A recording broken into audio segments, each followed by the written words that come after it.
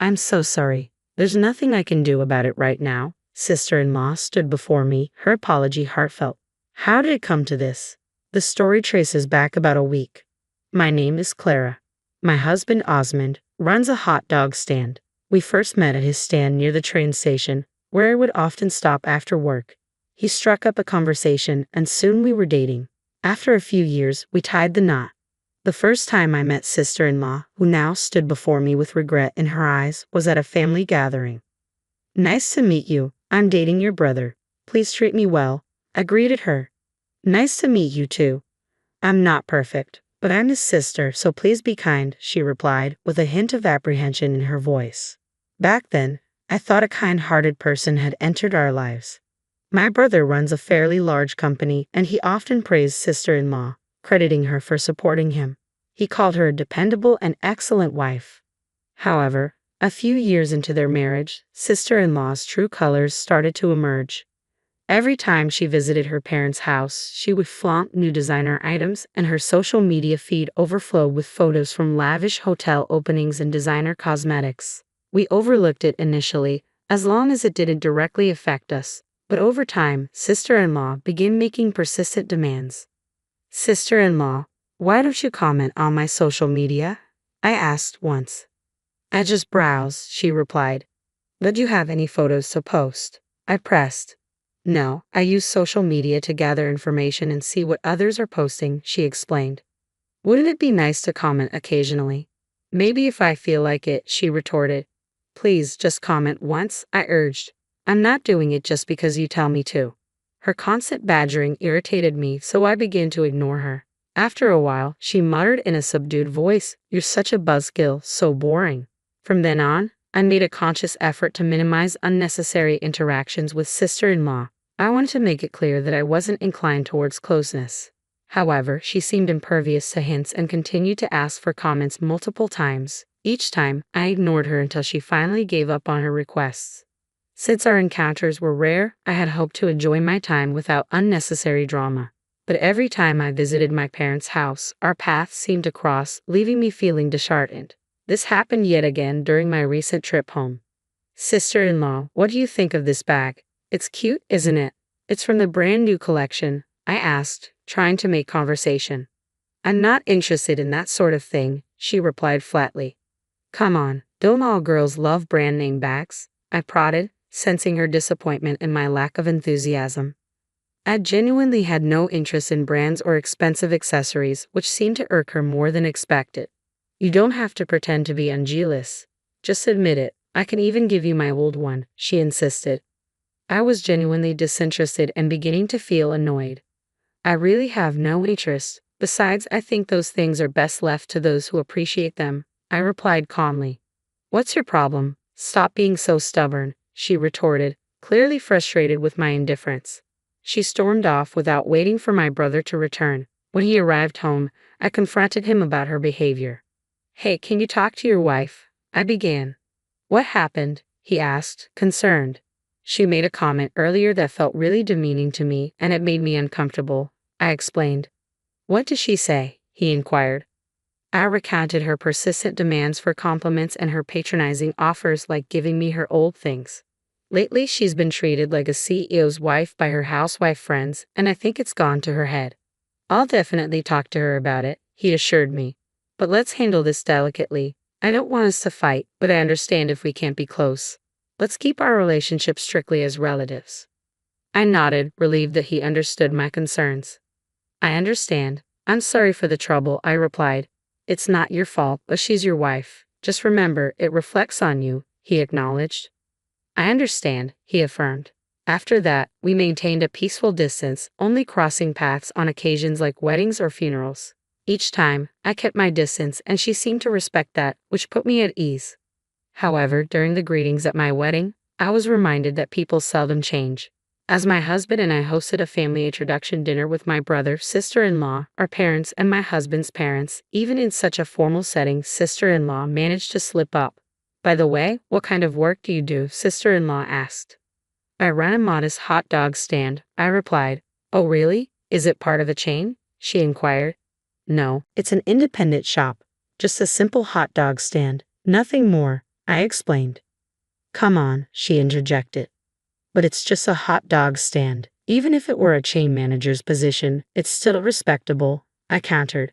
At that moment, my brother looked visibly unsettled, and our parents stared at sister-in-law in disbelief. Are you leaving now? I asked, trying to change the subject.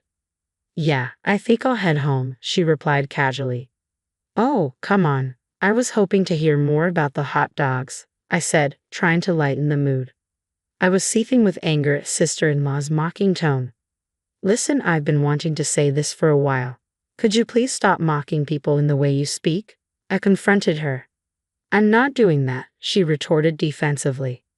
Yes, you are. It's really hurtful, I insisted. Well, it seems I'm not wanted here, so I'll take my leave, she said dismissively, clicking her heels as she exited. I continued to glare at her retreating figure. I'm sorry, my brother apologized, sensing the tension. I apologize. She wasn't always like this, my brother said, trying to smooth over the awkward moment. It's fine. I know my job is an easy target for jokes, so I'm okay with it, I replied calmly. I'm truly sorry, sister-in-law added sincerely. After that, there were a few more apologies exchanged, and the meal proceeded without further tension once my brother's family had left. Even after the meal, I continued to apologize to my husband, though he remained unfazed with his easygoing demeanor.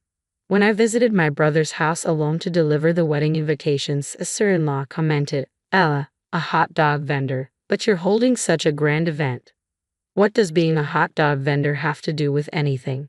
Can you not afford a change of attire? I retorted, slightly taken aback by her remark. If you have complaints, then don't bother coming, I warned her firmly. I don't mind coming, but really, she replied, her tone dripping with mockery. If her disrespectful attitude persisted, I was prepared to tell both of them they were not obligated to attend the ceremony. However, owing to certain circumstances with my brother, I reluctantly allowed them to come under the condition that sister-in-law would not approach me at all. And so, the wedding day arrived. The venue was spacious and the ceremony proceeded smoothly. Whether out of a semblance of decency or due to a reprimand from my brother, sister-in-law behaved herself during the ceremony, and it concluded without incident. As the reception wound down and we engaged in casual conversation, that's when it happened. As the crowd gathered around the bride and groom's seats, a tipsy sister-in-law staggered over. She downed the champagne in her hand and loudly declared, a hot dog vendor's wife is destined for a low-life existence, right? The room fell into a stunned silence at her words. Oblivious to the shocked reactions around her, sister-in-law continued to belittle my husband. Suddenly, from across the room where he had been chatting, my brother stormed over and shouted, Hey, what are you saying? But it's true, isn't it? Being married to a hot dog vendor is pretty low, isn't it? He spends his days covered in grease behind a food stand. That's how it seems, she argued defensively. Just stop it. Why are you defending her? It's the truth, isn't it? Sister-in-law retorted, her voice edged with defiance. My husband stood abruptly. That's enough, he declared firmly. What? Sister-in-law exclaimed, taken aback. In that tense moment, my brother swiftly addressed the gathering. I apologize sincerely on behalf of my wife, he announced. No need. I understand your family's perspective quite well, I interjected, trying to diffuse the escalating tension. What? What's going on? Sister-in-law demanded, confused. Listen, the guests here are investors in Brothers Company or business partners, my husband explained urgently. What have you done? I added, alarmed by the potential consequences of her outburst. But why? Why would a hot dog stand owner invite such people? They're not your typical guests, sister-in-law questioned, puzzled. Osman actually runs the hot dog stand as a side interest. He's an investor significantly wealthier than us with a prominent position. He's been investing in my company and even secured contracts because of his connections, my brother explained. He's ruined everything, sister-in-law muttered disbelievingly. No way, I replied in surprise. Yes, my husband's true identity is that of an investor. He achieved success early on and started the hot dog stand as a personal project while managing his investments through others. He has a wide network but lives modestly, eschewing extravagance. When I learned about his wealth, I admired his modest lifestyle and discerning spending habits, which influenced my decision to marry him. After that, my brother escorted sister-in-law away.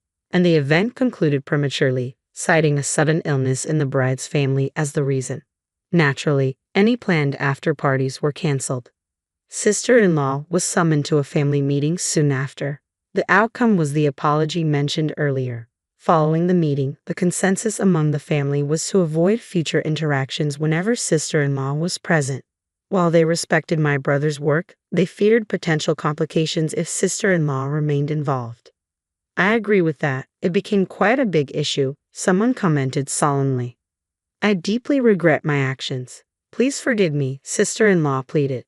I need to protect the company and I can't continue like this. I want a divorce, my brother declared firmly.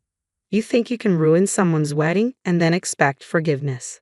That's impossible, another family member interjected. If you're going to be here, I can't set foot in this house again. I want a divorce. I can't either. I can't be associated with someone who thinks like that, I asserted firmly. The family's stance was unanimous. Having sister-in-law involved was untenable. If anyone had taken her side, it would have jeopardized future relations. Fortunately, everyone agreed. The costs will be covered, including cancellation fees for the after-party and reception, and gifts will be returned, someone explained. Your family has been informed. Please pack up and leave by this weekend, my brother instructed firmly. What? Why should we have to pay for all of that? Sister-in-law protested. Because it's necessary. Due to your actions, we couldn't proceed with the after-party or reception, and we had to return the gifts, my brother responded sternly. We're all business owners here, so the amount of money involved is significant. If you doubt it, take a look at the documented figures, my brother explained sternly. Indeed, the sum returned was substantial. Given that most attendees were business owners who had invested in my husband's company, their gifts were quite generous. The total amounted to about $50,000. To be honest, I had hoped this money could cover all the wedding expenses, but that's not the case, my brother added somberly. A sister-in-law broke into tears upon seeing the recorded amount, but I remained indifferent to her distress. You should have conducted yourself better, I remarked firmly. But I didn't know, she pleaded, tears streaming down her face. You shouldn't look down on people just because you didn't know, and you shouldn't judge people by their profession, I replied firmly.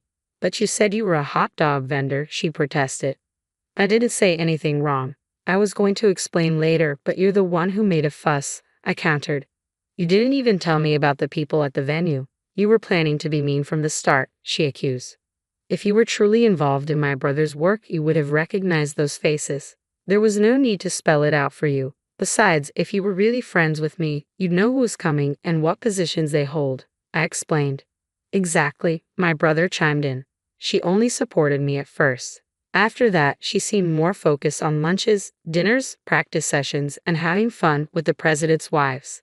So she didn't recognize brother's business partners, nor did she understand his current work engagements, I remarked. If she had been truly involved with brother's work, she would have known who his business partners were and supported him as an entrepreneur's wife, my brother added with a hint of disappointment. However, sister-in-law interjected, I'll make an effort to build relationships with other women. That's good. Building relationships is important, I replied, but remember, part of your role also involves supporting brother in his professional endeavors, including networking with influential figures. She appeared indifferent to our advice. Despite our attempts to explain, sister-in-law maintained a stance of self-reliance, insisting, I'm doing my best in my own way. It seemed my brother had resigned himself to this situation. You're the one who ended the friendship, I asserted. I can't tolerate your sarcastic comments. They're demeaning. Besides, it's not appropriate to disparage the groom at a wedding. That's just common courtesy, I continued firmly. Sister-in-law sobbed uncontrollably, but her emotional outburst didn't affect me. I'm sorry, but could you please take her away?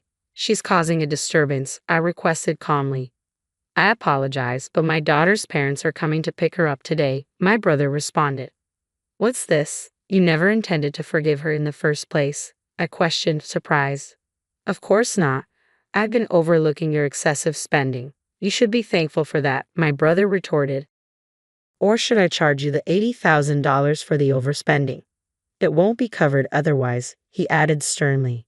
Internally, I couldn't help but think so. Sister-in-law's extravagant spending had stretched us beyond our means. Yet a weight lifted off my shoulders knowing I wouldn't have to deal with her anymore.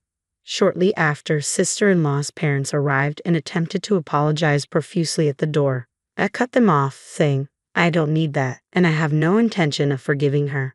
Please take her away quickly."